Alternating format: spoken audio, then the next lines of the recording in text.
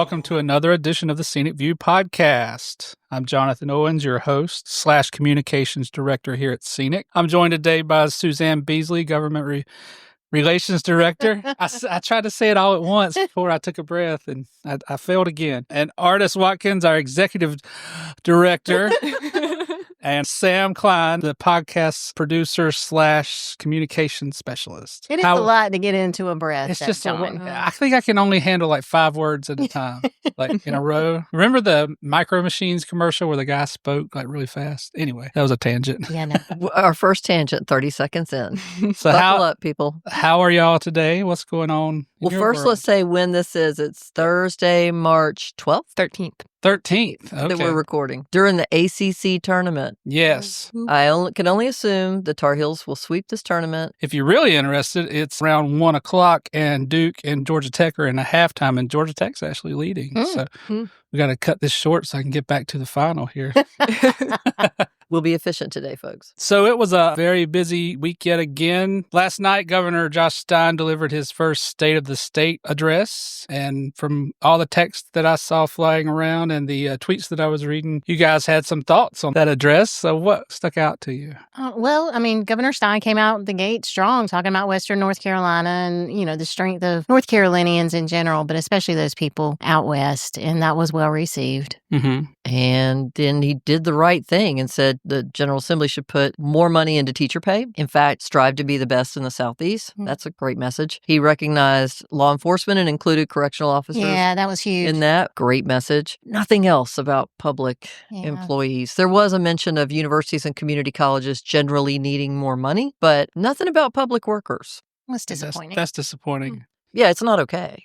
And I understand that next week his budget may come out, right? We've heard it may. I heard some chatter in the building today. So are you all afraid that there's a correlation there? One would think. I mean, if you're saying out loud in your most important speech you give in an entire year's time what your priorities are, and you don't mention the people, then I would imagine the people are probably not going to be in that document in the way they need to be. And should be. And frankly, it's a crisis. The state vacancy rate is averaging around 20% at this point, which is still a crisis. And we do have the pockets and prisons where it's over 60% in some cases of vacant positions compared to full. But it's a problem that taxpayers don't have the full amount of services. But it's also a problem that employees for years now, this has drug on for at least 3 years of these vacancy rates. And that means the people left are carrying a much bigger burden all the time, and it never gets better. There was some talk today in the legislature about, well, maybe if they had some more time off. Yeah. And we just looked at each other. First reaction is,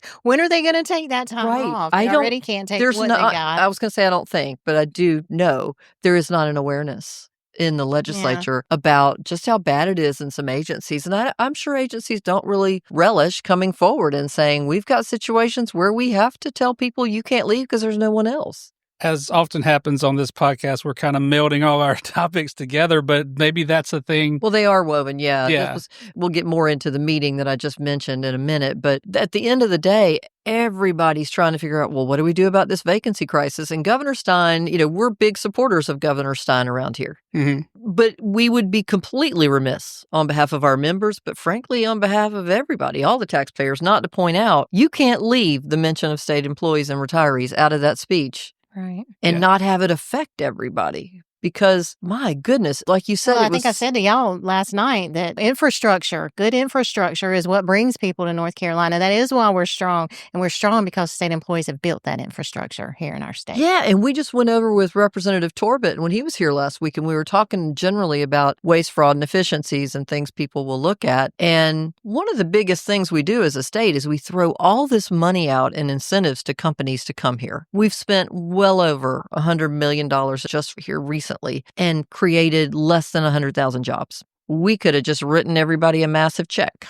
for what and saved the trouble. So that's not paying off, but yet you won't invest in your workforce properly. Priorities have to get aligned here because who saves the day when there is a crisis? Yes, in Helene, it was so huge and it involved such hard to get to territory that government alone was not able to provide quickly enough the full response. And so a number of charities and a number of private companies said, hey, you can have every resource I have. We're going to help you. And that's awesome. But at the end of the day, the fact that Helene was addressed so beautifully in Governor Stein's speech, but the people pulling bodies out of the debris, clear the roads, fix them so other people could get vital things to these communities, those people weren't recognized. That's a big deal. Those are North Carolina DOT workers who are absolutely not trained to do things like pull bodies out of debris. So traumatic, so many traumatic experiences out west, but, maybe even just a little more on top of that by not being remembered. Yeah.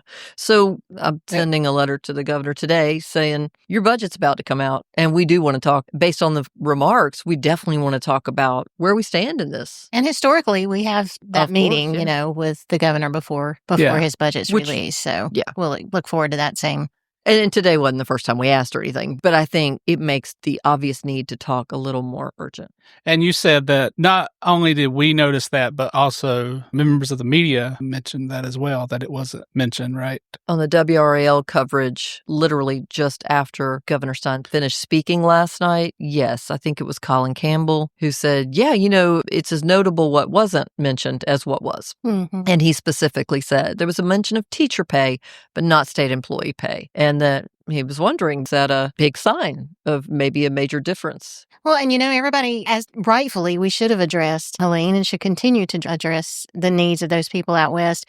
But the things that were still a problem before the hurricane came through and demolished half of our state are still there. The vacancy rates, the pay, the benefits being chipped away at, all of that is still there. So I don't know that he would get into the weeds like this in a speech, or any governor would, but was there any mention of the state health plan and the premium increases at all? There was no mention of health care being wildly unaffordable. We've talked a number of times on this podcast, and the legislature's talked a lot this year about the fact that North Carolina's been ranked consistently for the last few years as the number one most expensive place for a citizen to go get health care. And the state health plan, we think, contributes greatly to that high cost because it's secret contracts that are overpriced. But no, there wasn't even a mention of how unaffordable health care was. Now, that did surprise me because Governor Stein, when he was Senator Stein, was very concerned about working people and what was burdening working people. And economists will tell you, well, first of all, the leading cause of bankruptcy in this state is still health care. But secondly, health care is the biggest suppressor of wages that there is. If we're the most expensive place in this country for health care, as a state, and we are, then we're the most expensive place in the world for healthcare. And I just feel like the state of the state is that we're struggling to pay for our healthcare. And that's keeping our wages down, and that's keeping our small employers barely making it. Yeah, I was kind of shocked. It wasn't. Seems like that would be top of the list, or among the top of the list for a lot of people. Yeah. And then today there was a meeting with Stacey Meyer, who is the OSHR director. What was that meeting? Yeah, so that was the House Government Oversight Committee. And so they've been hearing from agency heads the past couple of meetings. Today we heard from OSHR Director Stacey Meyer. Office of State Human Resources. Yes. Yeah. We talk about these acronyms so much, we forget. We live in a bubble. Sorry, y'all. So. Office of State Human Resources Director Stacey Meyer. Good presentation. I thought the committee asked good questions, but I feel like it was pretty clear that there's a disconnect of what's really happening on the ground with employees and what they need to do to address. On whose part? There's a disconnect between lawmakers and our working people. There's a disconnect with the decisions that they make and how they affect the working people as far as pay. The incentive leave was brought genuinely up today. stumped over why people are leaving. Yeah. And someone, I forget which legislator, but it was a good question about turnover. He made the point that turnover is incredibly expensive. It is. So that did lead into some conversation about retention, which led into pay. So again, all of those issues that still exist are still there and still need attention. But I really like Director Meyer. Yeah, Director Meyer did an amazing job. That didn't surprise anybody. She is a veteran of state government, over 30 years of experience. She's been a cabinet member before. She's done it all. So she definitely knows where the problems are, and there are many. And she indicated she intends to modernize the State Human Resources Act. She said that was written when she was 4 years old. I thought that was Well, it went through a pretty big change when McCrory came in. Well, it changed the name pretty much. Well, it was supposed to go through a huge change with Mhm. McCrory, but the problem is, well, we stood in the way of that. Yeah. Because it didn't actually modernize. It tried to pattern many things after private sector, but without the private sector pay or resources behind it. And so it missed the boat. But that's because at the time, the director had never worked in government. Mhm. And Stacey Meyer, having spent an entire career there, knows every place that this system's broken, that we can't get people hired in a reasonable amount of time because of the system itself, that nobody's going to hang around for 180 days waiting to know if they got a job. As an aside, and we can take this out if it's stupid, but every time you say something about, we gumming up the works or stopping some legislation, I always think of Scooby-Doo and I would have gotten away with it if it weren't for you meddling kids. You meddling kids. Yeah. I feel like we're stopping the well, guy I got to tell you, when Governor McCrory wanted to do that with the State Personnel Act at the time and completely rewrite it, but in not efficiency ways, just kind of taking all the rights from folks. It was a different time in ways, and there was such amazing legal staff in Senator Berger's office and in Speaker Moore's office that we were able to work hand in hand, actually, with them to say, ooh, this is not advisable. And that's the goal. You always want to be able to communicate with, especially the staff. The staff will help stop badly. Well, things. You mentioned some confusion, and, I think we've seen a lot of places and people not understand our issues as well as they should, even on some news programs, right? Public perception is, of state employees, public perception is not, I don't know that it's anything, to be quite honest with you. And a lot of times their perception is not positive. So, and then a lot of times they just don't know that whatever services they're receiving are provided by state employees. Sometimes there's that disconnect with the general public. So I just wanted to say that we're always here. If you don't understand our issues, give us a call. Ardis would love to be on your TV show, right? Consider us a resource. I've noticed, I know what you're talking about, because I have seen on some of the specific to North Carolina political shows, there's been some people holding forth about things that in some cases don't understand who runs what and who funds what. So they'll think the legislature runs the health plan, for instance, or that the retirement system, that those decisions are going to purely affect taxpayer money, with no mention nor recognition, it seems, that what's really kept the retirement plan kicking all these years is that employees put 6% of their salary in every month without ever failing, whereas the legislature at times put literally nothing in. Right. They're doing great now. They're putting very generous amounts in right now. But we remember. Yeah. And not our first rodeo. Well, anything else happened at the legislature this week? Anything to talk about? So House Bill 92, which is the crypto /Bitcoin /EFT. ETF. Yeah, that. So it was briefly on the calendar to be heard in Pensions and Retirement yesterday, Wednesday, and it wasn't long before it was removed from the calendar. Oh, really? Okay. There were some absences this week. It is spring break week, so not sure what's going on. We did hear there were some changes that were going to be made to the bill, so stay tuned. We'll keep you posted. And not to harp on that bill too much, because we did spend a lot of time on it a few episodes in a row, but I did send you guys a tweet about it's lost 30% of its value since January, and that's not a good time to bring up a bill like this, it seems like, right? I think. It's my understanding the treasurer can put money in crypto right now if he wants to. He can put a certain amount in high-risk asset classes, and this would be certainly a high-risk asset class. Again, it's my understanding he can do that right now. He doesn't need special legislation. So that's where the rub for us is over saying any treasurer can put up to 10%. Everybody says, well, that by no means means that the treasurer will or is instructed to put 10%. Yeah, it sounds like an instruction. Yeah, it does, because otherwise, why is would you the bill even say there? it? Yeah, that is strange to me. Why? But I had a crypto experience this week. I have a hobby. I collect baseball cards. I always have since I've been like 5 years old, right? And I trade. From Sanford. What else was there to do? And, it's really big hobby now. I mean, it's like big time. And I like really big money, but I'm not able to get any of those cards. But I did sell one card this week, and a guy asked me if he could send me Ethereum. And I was like, what is that? Is that like a drug or something? So sounds like an illegal chemical. That Ethereum. Apparently it's a cryptocurrency. I declined because I thought maybe once I got it to my PayPal, it would probably be worth less than I thought I asked for. So I said, just please send me That's cash. funny. Well, I mean, we're hearing, and part of it may be because people, for the most part, haven't heard a lot about crypto. And a lot of people are saying, oh, this is a generational issue. No, it's not. The biggest people pushing crypto are our president, who's older, and Elon, who's older, and then David Sachs. I mean, so it's not a generational thing. Where there's uncertainty is because it's a newer asset class. Mm-hmm. And it's volatile. And it's been a little volatile. But in fairness to the speaker, I get it that he's saying he would like to see the retirement system put some money into this high risk, potentially high yield investment class. That being said, I think the visceral reaction from the public has been very instructive to all of us because I didn't even realize people would react as strongly as they have. And I felt like I had a pretty good and mind handle you, on them. We didn't do a call to action. No this call has to just action been on people's this. reaction straight from their guts. So. I'm telling, we kind of knew. We knew there would be problems, but we had no idea it would be as adamant. This is like one of the most one-sided arguments that we've had on our Facebook, Right. Mm-hmm. Yeah.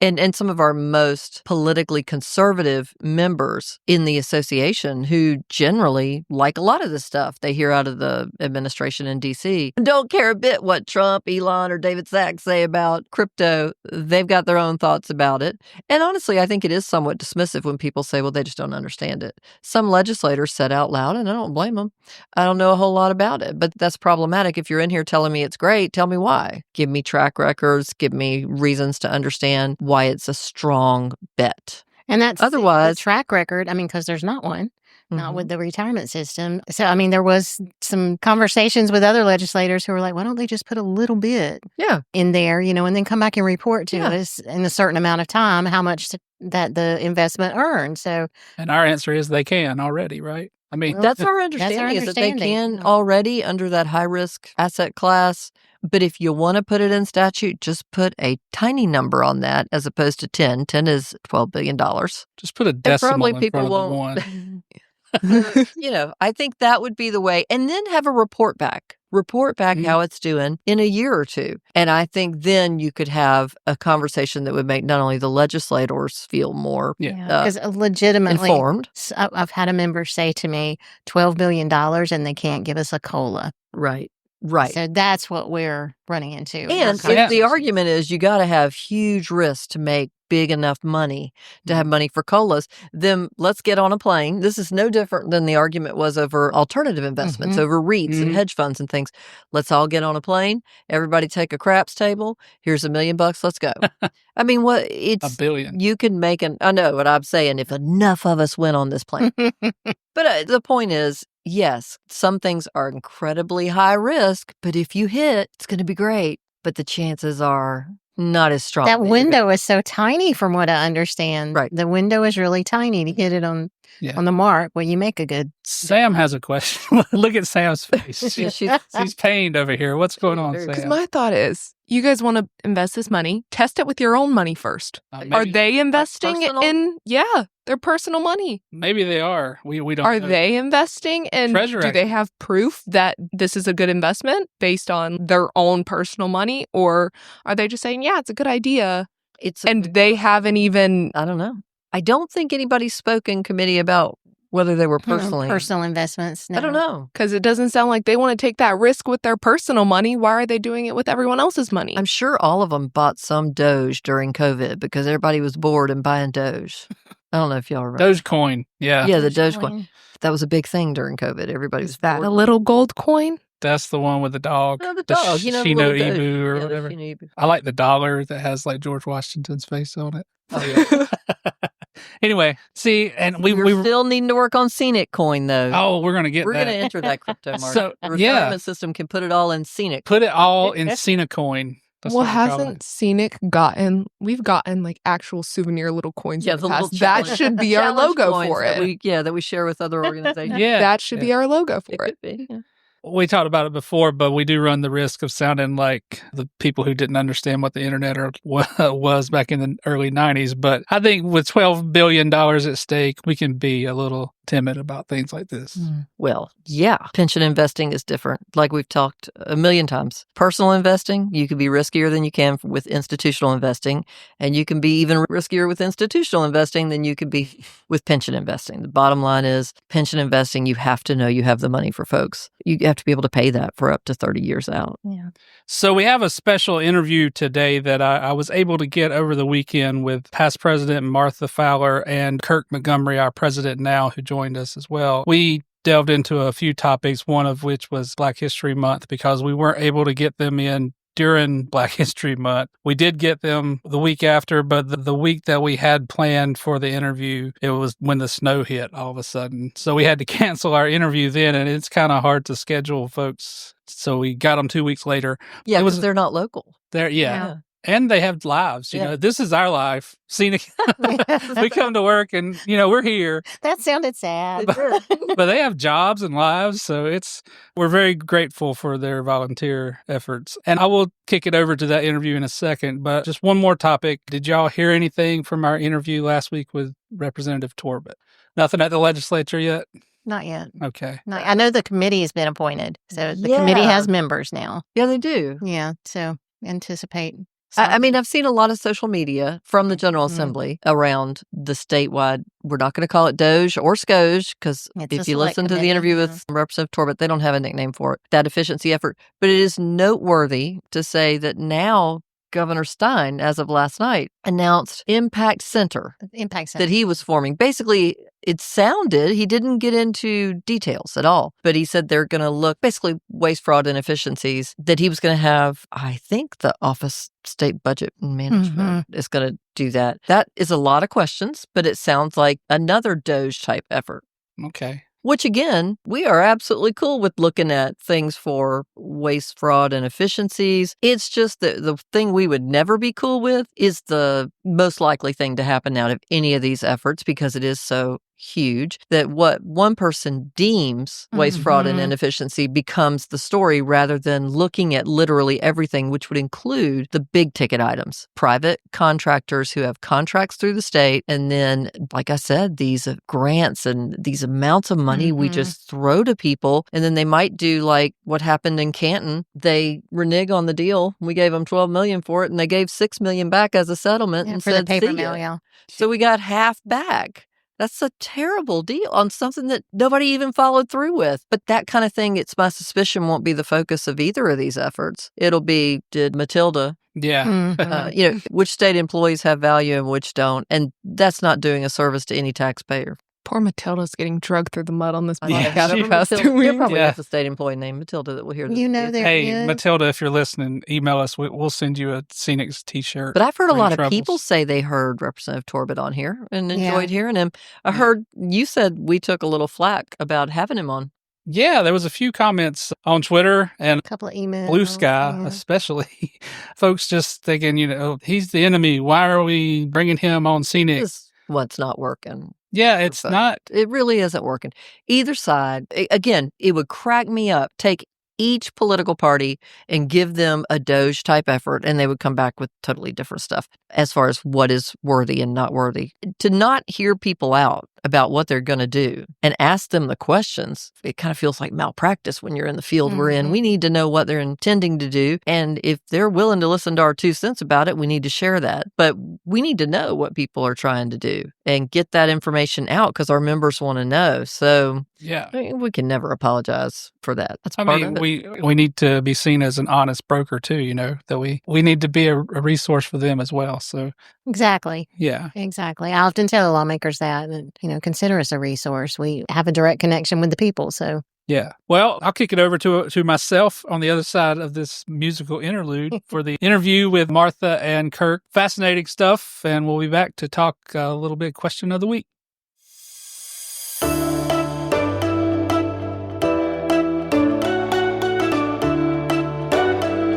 Hello today we're here with a few presidents of the organization. Right now we have Kirk Montgomery, who is the current president of SEANC, and also Martha Fowler is joining us. She is the immediate past president of SEANC. So we have about 6 years of presidential leadership in the room here. So we wanted to get together in February about this topic. As you know, February is Black History Month, and we had planned to get together a few weeks ago to discuss it. We had meetings scheduled, I think, mid-February, and then all of a sudden it snowed for the first time ever. Exactly. To me, it just seems like we never get snow. And when we finally have plans, it snows around here. So we were unable to do it then, but I still want to get back to that topic in our discussion today. You guys were nice enough to join me. One thing to remember about our member leaders is that they have jobs and hectic lives, and it's not always easy to schedule things. So I'm glad that you guys found some time to join us. In February, we did make an effort to feature prominent figures in public service in North Carolina for Black History Month. And I think we did a great job of it, if I do say so myself, but we did. So too. Yeah, you did, John. All credit to Sam Cline, who took that effort on. But we wanted to highlight all over social media, folks are going to be doing posts, but we want to do things that are specific to SEANC members or to public services because that's who we represent. So most of our posts were concerning folks who have contributed in the public sector or, like HBCUs, which are, many of them are state run. Yeah, so you have a North Carolina Central alumni and a North Carolina A&T alumni. Yeah, and we made a point to focus on both of those early in the month. But I knew that you guys would appreciate the Aggies on there and the, was it the Falcons or? Oh, no, the Eagles. Oh my God. Let me start. Wow, John. Let me do that again. Wait, well, we know this. And we know the Bulldogs. I'll just remember the logo. I'm sorry. But yeah, those institutions are just so important to North Carolina and to the UNC system. A&T, I think our fact about it was like the largest HBCU in the country, right?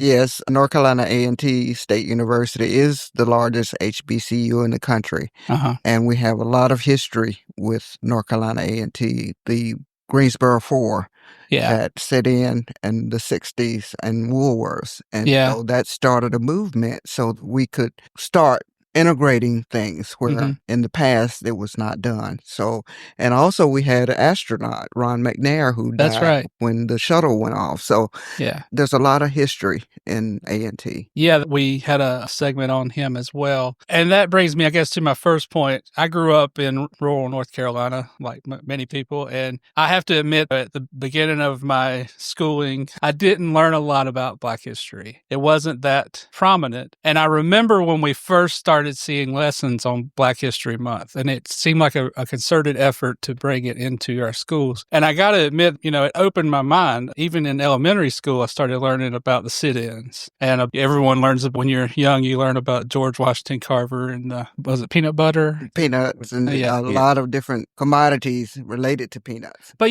that's just things that without Black History Month, folks would never learn about. It seems like there was probably an underserved part of education.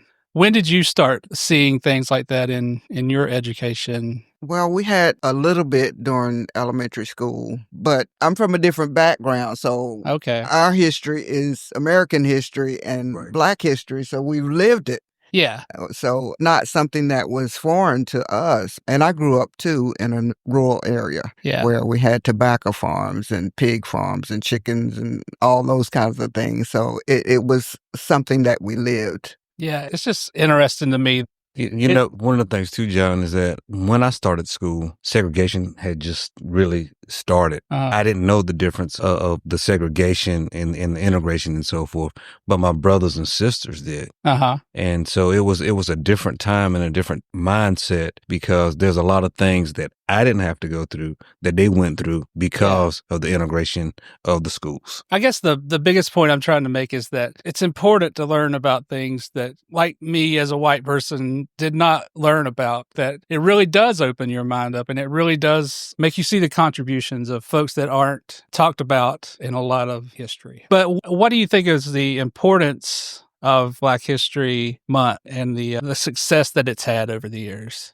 To me, it just gives emphasis on the contributions of Black Americans. As we look at things, we don't see it truly as Black History Month. We see it as American history because, as Martha just stated, we had to live through it. Yeah. And we understand. And we feel like we're part of the country, and the country is Americans. Uh-huh. But through all the ups and downs that Black people had to go through and the struggles that they've had, it allows people to see some of those items, even back with slavery, and then the contributions of great people who Booker T. Washington and things of that nature that contributed to the American society and not just Black America as a whole. Yeah. How do you guys think SEANC fits into that? Why is it important for SEANC to celebrate Black History Month? Well, I think it's important because in the past, we had two organizations, North Carolina State Government Employees Association and North Carolina State Employees. Mm-hmm. So when we merged in 1984, I was at that very first convention. And if you look out at the audience of who is out there now, it is much more integrated, much more celebrated that all of us fit together. We're not separate. We fit together by things that we do, things that we ask for, things that we lobby for. And I'm not lobbying for myself per se, but lobbying for all of us. Yeah. So I think that SEANC is the conduit to be able to bring all of that together and let us celebrate all individuals. Yeah. So you were there at the beginning, what'd you say, 40 years into this organization? Yes. I came on board with SEANC in 1984. Okay. Right at the beginning. So. Right. So that was the very first convention that we had as SEANC. Mm-hmm. And so Kay Slaughter was the president at that time, and I remember things that went on back then. So were the two organizations that merged, or maybe even before those two, was there some sort of segregation in them? Was one more considered the white organization, or is it in it? I never thought of it as being a white organization, but I saw it as a reflection of the times. Yeah. You didn't see very many Black people during those times. Okay. And so over the years, we have had people that are delegates to the convention, and they've worked through SEANC and worked through their jobs. And so as the country is reflected, I think that SEANC is reflective of what we have and who we have in it. Yeah, so this might be a tough statement for me to make, but I have access to all the pictures of our history. I look back at some of the pictures from some of the, like we go back to the 40s, and some of those conventions, you didn't see a Black face in the crowd, And so I guess I wonder, was state service segregated that much? I guess it probably was, right? It really was. We didn't have very many people of color in those jobs. Uh-huh. And so once we started being able to bring people into those jobs, and even now we don't have very many at the upper echelons of jobs in North Carolina. Yeah. So once we get to that layer of people being in those jobs, then you'll have more contributions of African Americans. Yeah, I was looking at the OSHR stats. I think right now they say about 30% of the workforce is African American, which I assume is probably comparable to the state as a whole. And I would venture to say that SEANC's membership may be even higher than that. Right now it seems like we're very diverse. And we are. John, the thing about it is that SEANC allows the diversity to come into place. Mm-hmm. I mean, you have to look and see at the leadership that came up through the ranks, and it's about unification. That's one of the things, me as president, that I'm really trying to push is that, we have to stay unified because we're all going for a common goal. Yeah. And that's to ensure the benefits and the longevity of state employees are kept. Yeah. So we don't want to push the Black-white issue. We want to push it to where, it's a state employees issue. Yeah, it seems to me that we're all in this together around here. It seems like it really is an attitude that we have. And I'm happy to see that. I did want to get back to the HBCUs, and I'm really sorry about calling Central the wrong mascot there. So you went to Central... Yes. For undergrad or? For undergrad. Yeah. My background, I came to North Carolina, to the University of North Carolina, and I worked here for a few years. I had an associate's degree. Mm-hmm. And then I went to NCCU and got my bachelor's degree in business administration with a concentration in computer information systems. Okay. And Central is a great HBCU. We have a great law school. Mm-hmm. We have some governors that came through that law school and so forth. And it's a university that has thrived, I think, by bioinformation systems has grown. I mean, it's a big part of Durham. And so we've had a lot of good people come from that university. Yeah. And obviously, we've talked a little bit about A&T already. What are the others? I guess Elizabeth City State, Fayetteville State, Winston-Salem State, yes. And, HBCUs have been an integral part of allowing African Americans or Black Americans to get education. Mm-hmm. And being state schools and so forth, that's been a blessing. One of the things that we don't want to see is that we don't want that to go away. Yeah. It's not just Black students that's going there now. You have many diverse people going there. You have Blacks, white, Asians. And so we want to keep the HBCUs going and strong. Yeah, I think that's really something we can celebrate as state employees, as a state as a whole. So I want to get into just a few more topics, and then I'll let you go. I know it's 8:30 in the morning on Saturday, so thank y'all so much for coming in. But right now, you are the president, Kirk, and you have the finger on the pulse of the membership. What are you hearing? What are folks worried about, concerned about? We have so many things that's coming at us at the moment, dealing with the DEI issue, the Bitcoin bill, state health plan. I mean, it's a lot, and I won't go into detail, but, we have staff here that's pushing very hard to ensure that state employees are covered. And we're very grateful for the work that our staff, our executive director, Ardis Watkins, Suzanne, and everyone else is doing to ensure that state employees are taken care of. Yeah. And Martha, I was talking to you a little bit before the interview. We were trying to figure out how long you've been in as an officer. And it seems like you have been, 8 years total? At least 6. Yeah. I spent 2 as first vice president, 2 years as president, and 2 years as immediate past president. So I've been in the officer line for quite a long time, and it does take a lot of commitment. It really does. I wanted to get to that, Martha, because remember, it was 3 years with COVID hit with Jimmy. Yeah, so I think... Yes, that's true. It all runs together at some point, right? So it was quite a few years. But I just wanted to kind of celebrate that commitment for you and just thank you for being so committed to the organization. But can you talk a little bit about how much of a commitment that is? I mean, that's 6 years of your life, at least 7 years. It is. It's a long time. And without my family support, I wouldn't be able to do it. So I have to have the support of my family, first of all. My husband says I'm gone all the time, but certainly my commitment is to State Employees Association.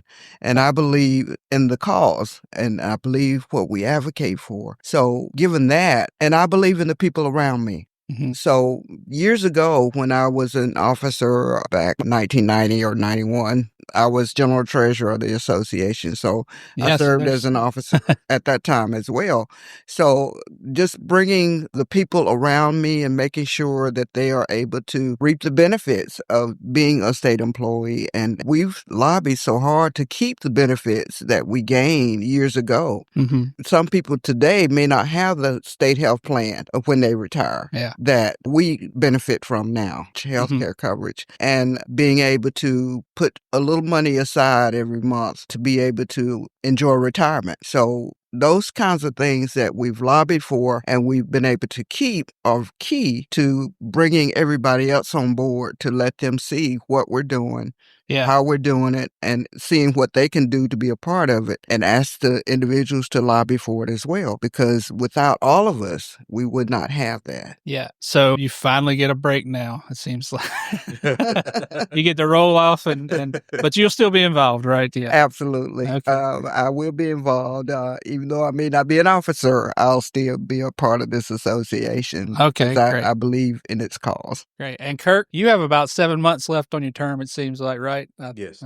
What do you want to accomplish in that time? And, I'm sure you'll still be, you'll be a past president for at least 2 more years. So we got you 2 more years at least. So, some of the things that I want to try to ensure that, we finalize is that I want to ensure that our IT system is fully up and running and that we have everything put in place. We're looking at the marketing of the organization and the branding. There's quite a few things that I wanted to accomplish, but 2 years goes by very quickly. It really does. But we are making strides. I just want to ensure that we're on a stable foundation so that when the next president comes up into play, that they can keep everything going. Yeah.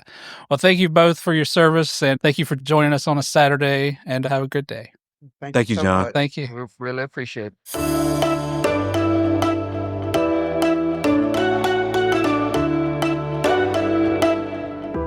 And we're back. welcome back from the interview. I thought it was an interesting take on several different topics at Scenic. Before we get to the question of the week, I just want to throw out a few things that you guys may not know. John's looking at Suzanne wondering what's wrong. She got tickled with, that was a very energetic, and we're back. It sounded like pig races they used to have at fair. That guy that was so animated. I try to be over the top because I like. That's awesome. I like when people are over the top. That's why he's the perfect host for the podcast. Big facts. Good giggles. So we put out a call 2 weeks ago. The first person to email us at our new email address would win some swag. So Deborah Compton, you have some swag coming your way. We got to figure out what to send Deborah, but she did ask a question, or I think she just made a statement about the Torbett interview. And so thank you, Deborah. And we'll send you some Bitcoin. Yeah. Some SEANC coin. SEANC coin. Give her one of the Challenger coins. Yeah, there we go. We do that. We should make one for the podcast specifically. Also, we got a solicitation this week from someone wanting to be a guest. Who wants to be a guest? I don't know. It was some... Was it a member who just reached out? No. It was like, hello, SEANC View podcast. It was like a form email. And it was like, this business leader wants to come talk to your listeners about their business. Oh, was this yeah. I thought it was like a real person. Excited. Yeah. And we did get something from the Wharton Business School about some study they're doing on podcasts. So I filled out their survey. But we're making waves.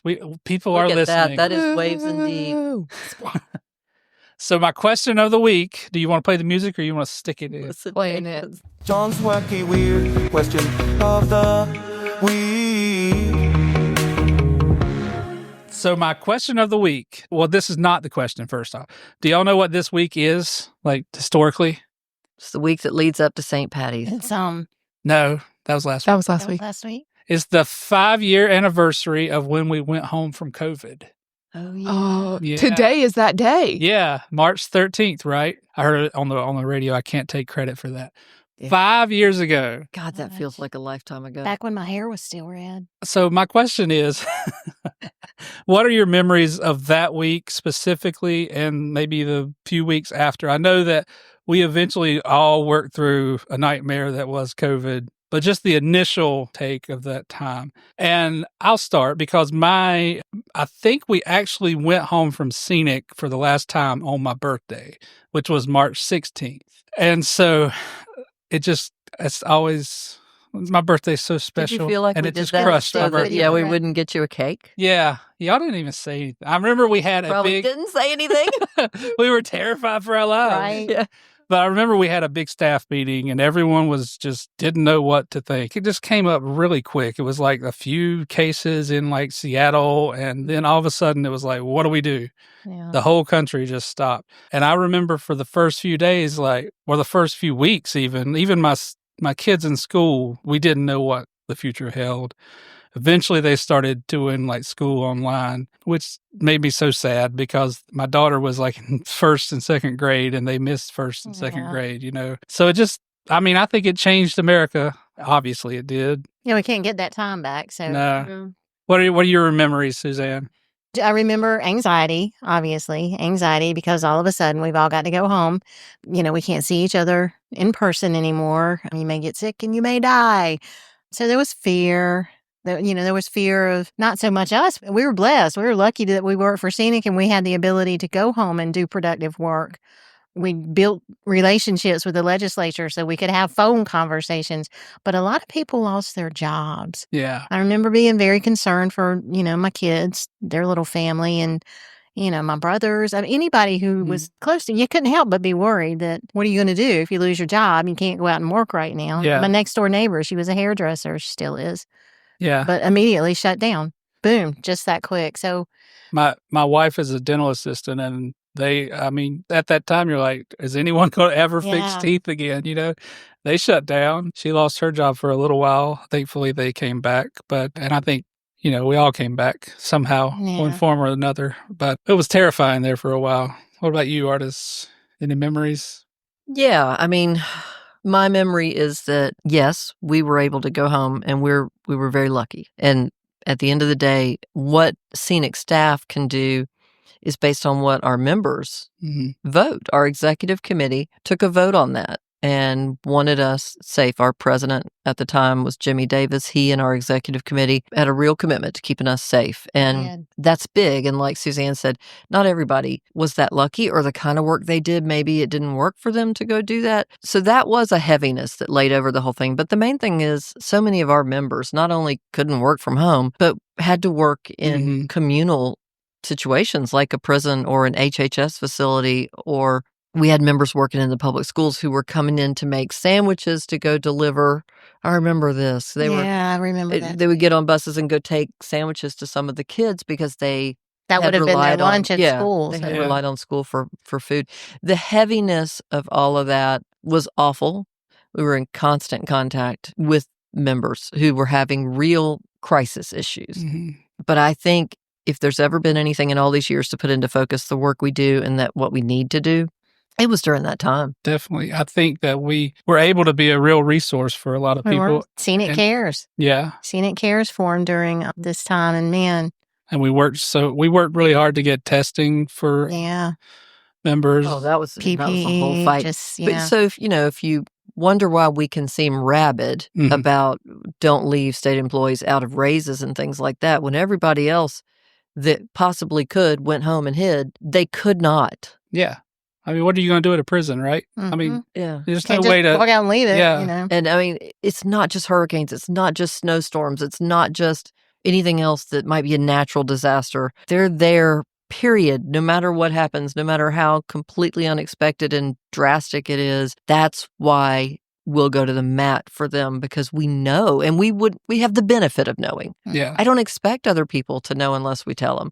But if they wonder why we act so crazy sometimes, I mean, part of it's just us, but the rest of it is these folks are too busy doing their actual job for the North Carolinians to go tell these stories themselves. That's what they are members for. So we'll do it. But that's what I think they go to the mat for the state, so we're going to go to the mat for them. Yeah.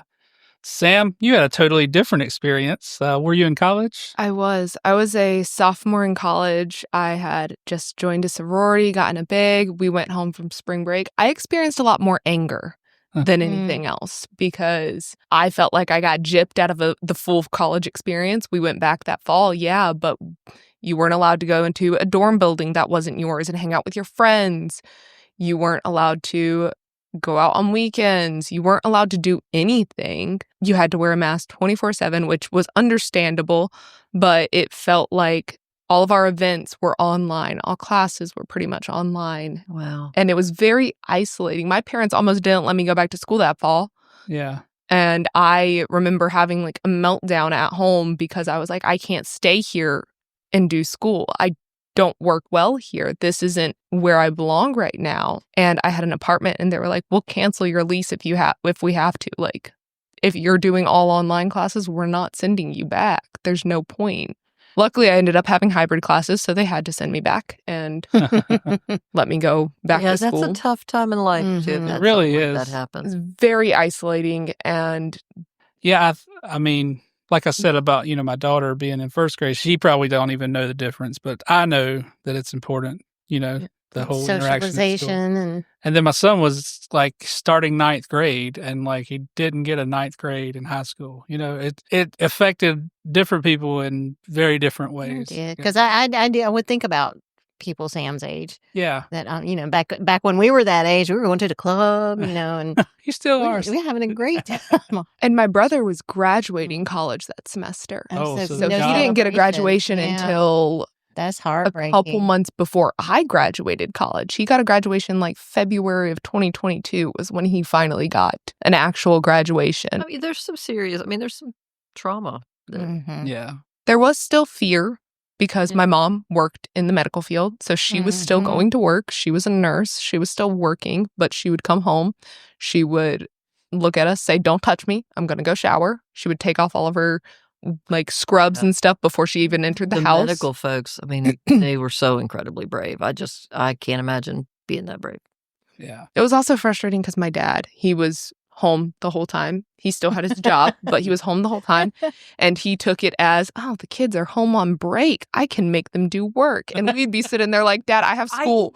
I'm still in class. And he would come knock on the door in the middle of a class.